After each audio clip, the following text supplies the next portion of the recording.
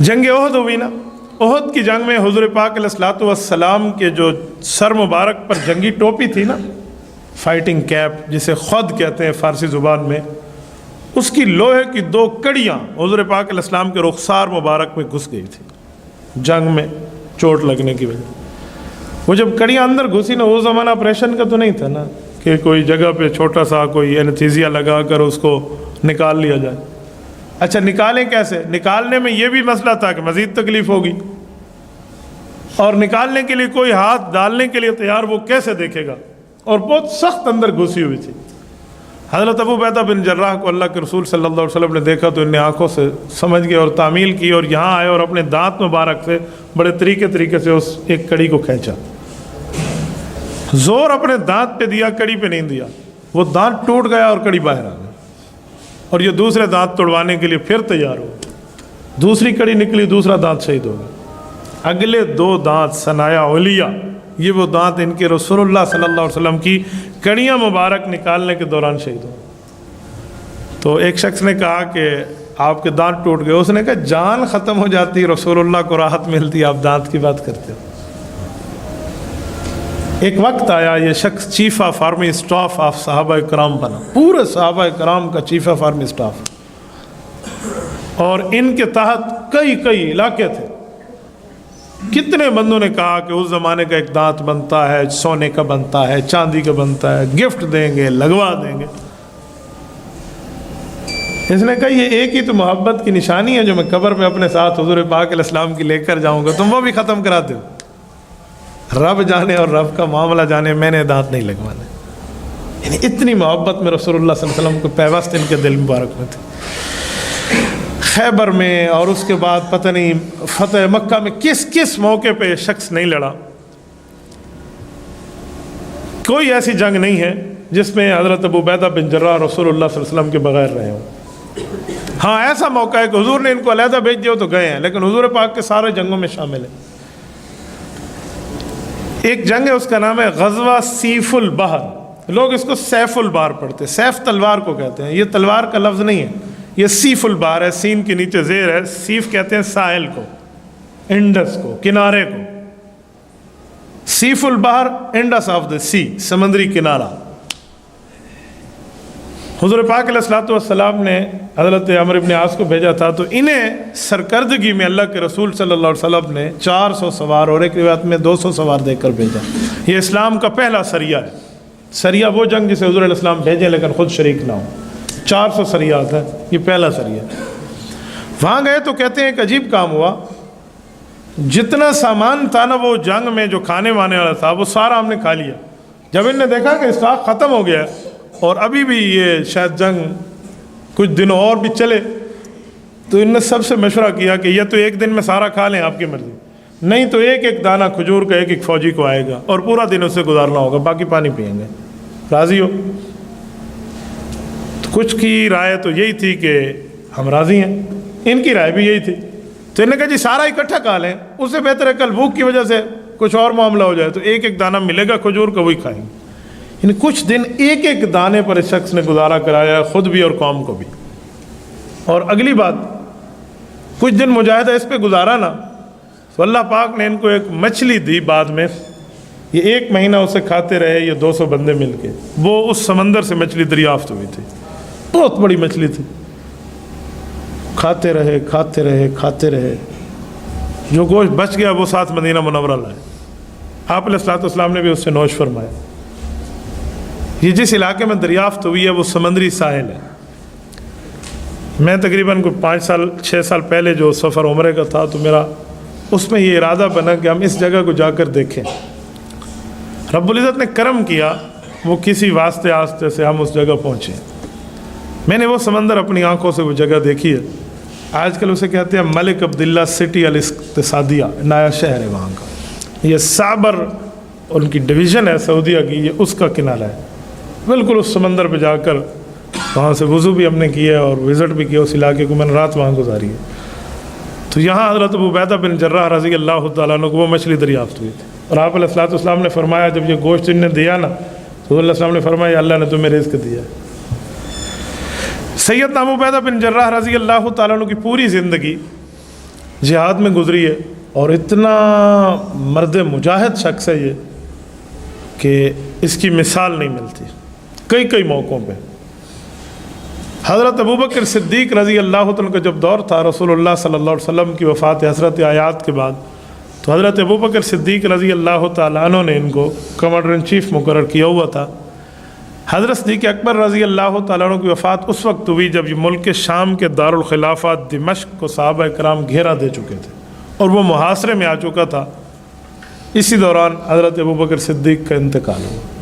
तो Medina Munawwara में सैयदना उमर फ़ारूक रज़ी अल्लाह तआला की खिलाफत सहाबा और आल बैत के इजमा से कायम हुई। तो उन्होंने भी हज़रत अबू उबैदा बिन जर्राह को अपने ओहदे पर कायम और दायम रखा कि जैसे सिद्दीक़ अकबर ने ये तमगे लगाए हैं ना, उमर उसे नहीं उतारेगा, कायम रखेगा। फिर इनके हाथों पूरा मुल्क शाम, आपको पता है मुल्क शाम उस वक़्त 4 मुल्कों का एक मुल्क था, उर्दन, फ़लस्तीन, मिस्र, यमन और ये शाम। ये 4 से 5 मुल्कों का एक मुल्क शाम कहलाता था, जो आज 5 मुल्क है। ये वहाँ के गवर्नर बने थे। 5 मुल्कों का उस ज़माने में एक मुल्क और उसका एक गवर्नर, सैयदना अबू उबैदा बिन जर्राह। इन्होंने सारे खुद फतह किए हैं बज़ोर शमशीर। बाज़ जगह अगर इलाका जिज़िया के तौर पे वसूल हुआ है ना, कि यानी वो टैक्स देंगे इस्लाम में, जैसे कुरान करीम में हत्ता युअतुल जिज़ियत अन यदिन वहुम साग़िरून, कि जिज़िया देकर भी काफिर रह सकता है, क्योंकि इस्लाम में या तो ईमान के साथ रहना है, ईमान नहीं है तो अल्लाह की ज़मीन पर कुफ्र इख्तियार करेगा तो मुसलमानों को जिज़िया देकर रहेगा बैतुल माल पे, और वो जिज़िया उन्हीं की हिफाजत पे खर्च होगा। जहाँ से जिज़िया वसूल किया था और वो इलाका छोड़ना पड़ा तो उन काफिरों को उनके जिज़िया वापस दे दिया है कि हम आपकी हिफाजत नहीं कर सकते, हम ये इलाका छोड़ रहे हैं। और वो ईसाई और गैर मुस्लिम रो रहे हैं कि अल्लाह करे तुम वापस इस इलाके में आ जाओ, बहुत पुरअमन दौर था तुम लोगों का। जब बैतुल मुक़द्दस के फ़तह की बारी आई ना, तो अल्लाह ने बैतुल मुक़द्दस फ़तह हज़रत उमर के हाथों कराया। उमर फ़ारूक वो शख्सियत है जिसने पूरी दुनिया में 2 किबले हैं, या बैतुल्लाह या बैतुल मुक़द्दस, ये 2 किबले इस्लाम को मिले हैं उमर फ़ारूक की वजह से। जब ईमान लाए थे तो काबतुल्लाह में हुज़ूर अलैहिस्सलाम को बाजमात नमाज पढ़वाई थी, ये भी हज़रत उमर फ़ारूक की वजह से है। और बैतुल मुक़द्दस भी हज़रत उमर फ़ारूक के हाथों फ़तह हुआ।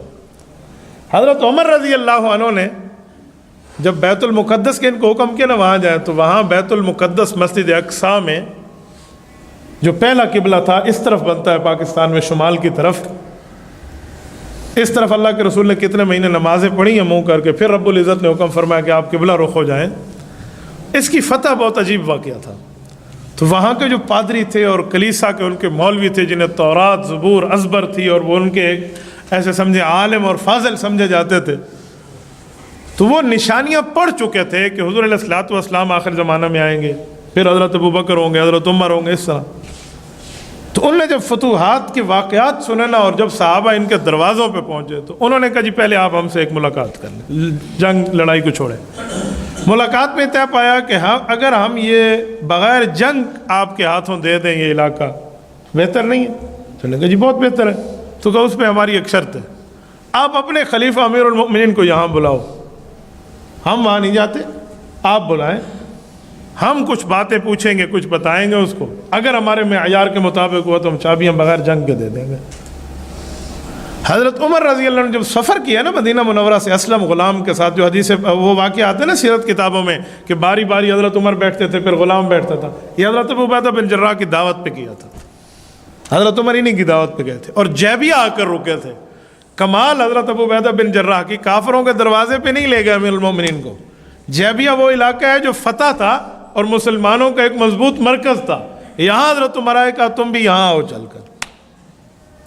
और ये जब वहाँ आए थे ना उस जगह पे, तो ये अपने साथ तौरात, ज़बूर, इंजील के नुस्खे साथ लाए थे, उनके पादरी प्रीस्ट जो इनके थे।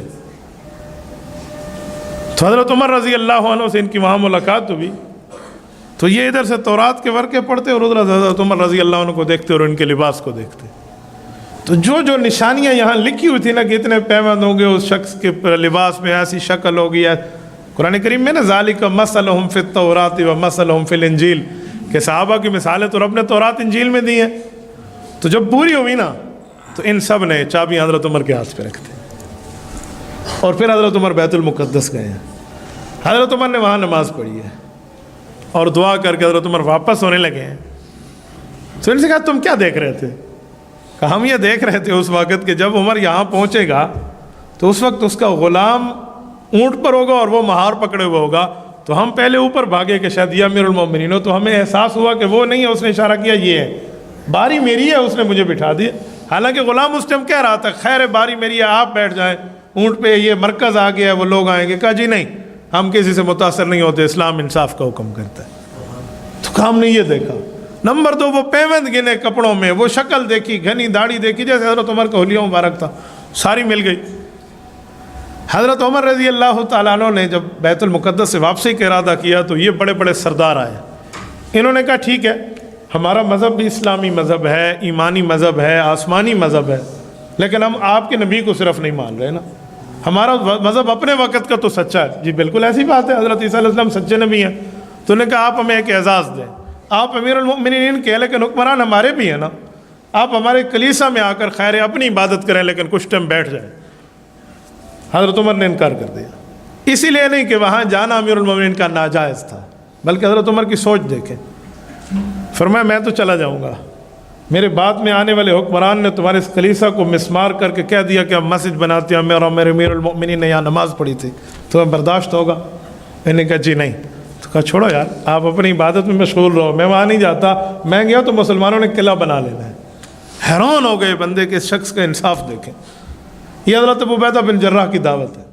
تبارك الذي نزل الفرقان على عبده ليكون للعالمين نذيرا.